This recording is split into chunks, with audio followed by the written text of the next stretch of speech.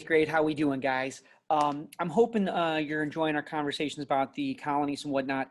Where we left off was we were talking about New England's governments and how they were doing things. And we've been talking a lot about the British colonies. There's the New England colonies and there's the Southern colonies. Your New England colonies, we've talked a little bit about Connecticut, Massachusetts, Plymouth, Rhode Island, those places. Your Southern colonies of Virginia, Jamestown, Maryland. We will get into a little bit more of those in the upcoming videos. But there's another place that was not necessarily started by the British.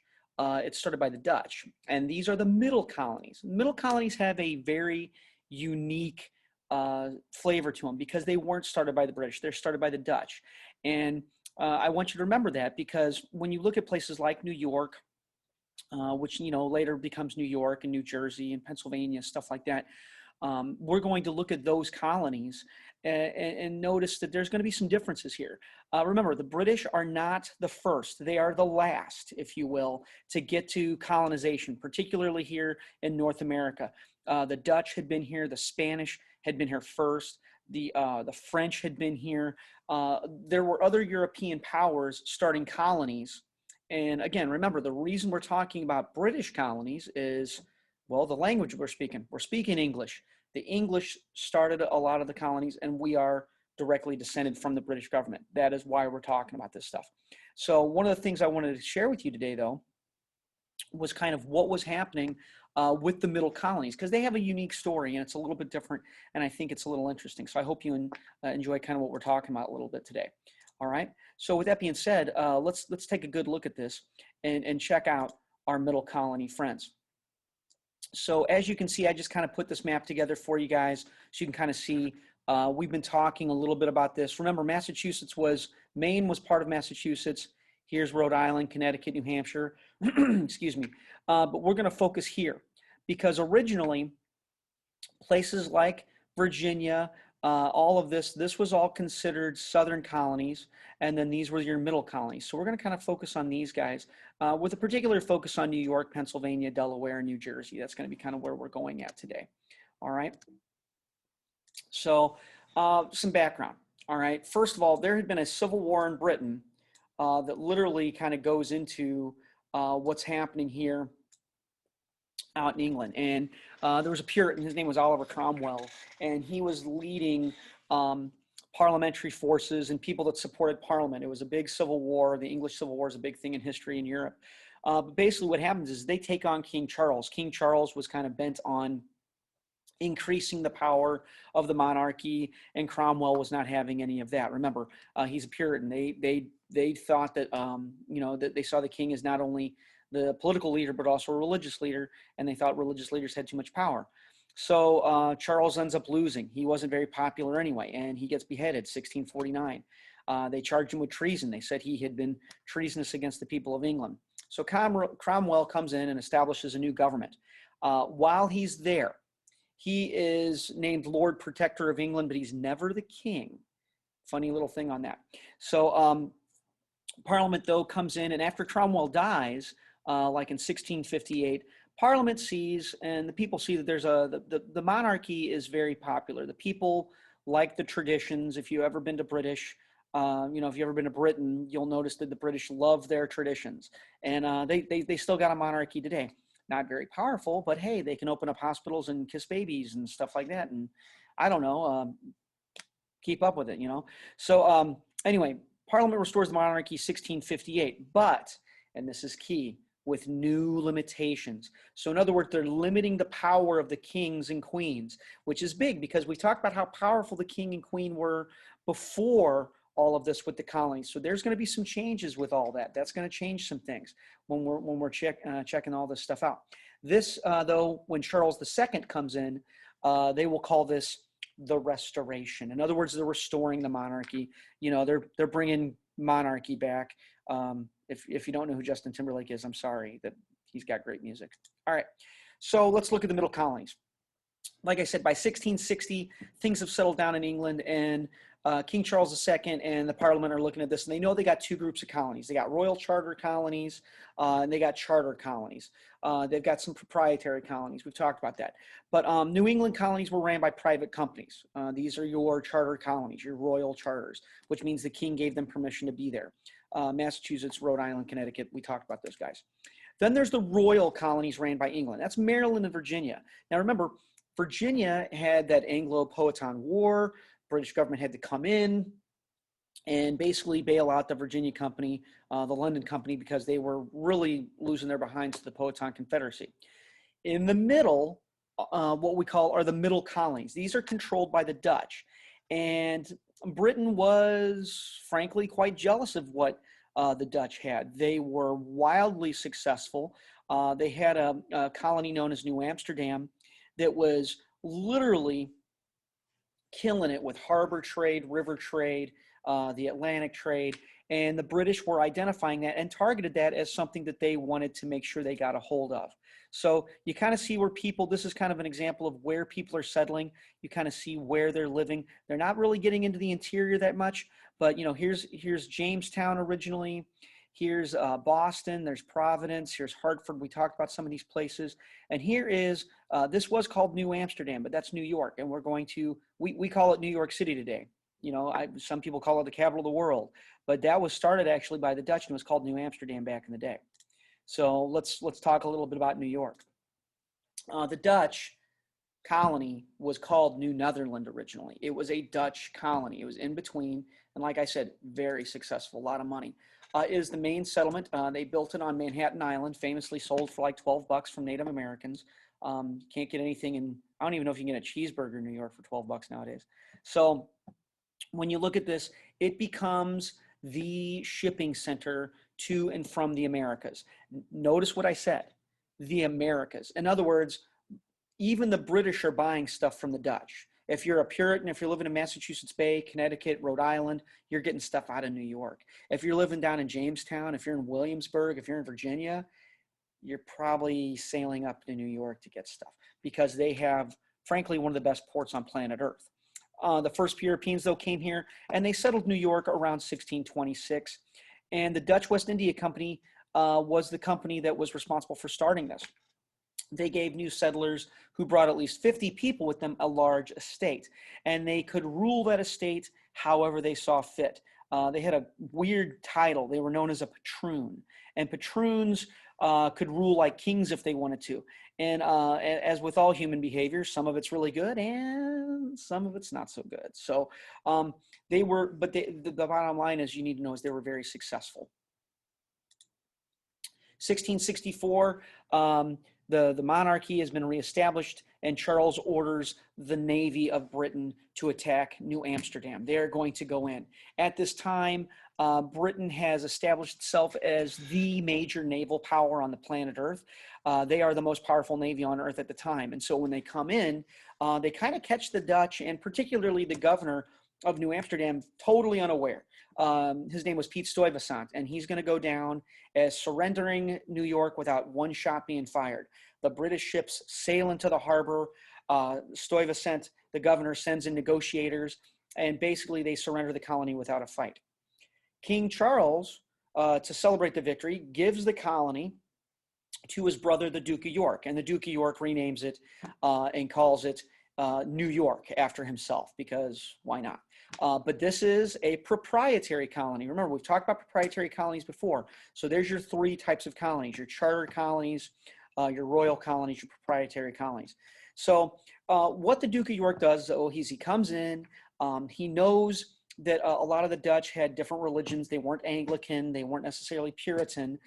They were Lutheran typically over there. So what he does is he promises, he doesn't write it down, but he makes a verbal promise that they can keep their freedom of religion. They're allowed to hold on to their land. If you're a patroon, you're going to be able to keep your property. So New Amsterdam, now called New York City, becomes one of the fastest growing locations in the British colonies. It's going to be huge. It's going to be big time. Duke of York also notices that the New Amsterdam colony was massive. And so what he does is he creates a new colony. He's going to call it New Jersey. This is well before Jersey Shore, so thank God for that. 1664, he gives the southern part of his colony. It's between the Hudson and Delaware rivers, and he had a couple of guys, Lord John Berkeley and Sir George Carteret, to come in and basically make New Jersey like another New York. They were like, well, if the Dutch are able to do it, we can do it over here. The plan was that Berkeley and Carteret would be the proprietors. They would take care of it. So it's another proprietary colony. And they were going to make a lot of money off of fur trade and farming. And they thought, man, we can build a port here. They're going to build a port literally across the harbor. It's going to be called Newark. It even sounds like New York. But Newark, New Jersey is going to get built. And unfortunately, it's not as good. They focused on growing wheat. They focused on the fur trade to earn money. They're going to try and offer people huge tracts of land. They promise freedom of religion. They promise a trial by jury. They promise representative assembly. And at the end of the day, people go, but it's Jersey. No, that's not what happened. But sorry, bad joke. If you're from New York or from New Jersey, you hear that a lot. But what happens is even with all of these, popular things, it just doesn't find the same success that New York has. It's, one of the reasons why the Nets left New Jersey and went to Brooklyn. But without a major port and without a big city, it just doesn't make the money that the investors and the landowners expected. And so a lot of things end up getting pulled out, and they're going to eventually sell the land back to the king. They're going to give it back to the British government. 1702, within, like I said, 30, 40 years, it becomes a royal colony. But here's what's interesting, and here's what I want you to notice. It continues to make local laws. Now, if you're a proprietary colony, that's fine. If you're a charter colony, that's fine. But under a royal colony, remember what we said before, royal colonies must follow the laws of Britain. They are now considered part of the British Empire. Yet it continues to make local laws. That's something that I want you to remember, because that's going to lead to, let's just say, a rather independent spirit that these colonists will have. All right, so moving on. Pennsylvania, this is going to be our last biggie that we focus on today. Pennsylvania was started back in 1681. William Penn was a English Quaker, and he had a lot of money.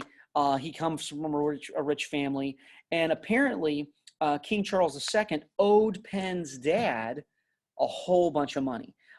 This might have been with just them reestablishing. It was part of that restoration where he was reestablishing himself as the king and putting on different things. And kings don't always have a lot of money. They might have the land, but they don't always have the money. That goes back to feudalism, if you remember sixth grade stuff.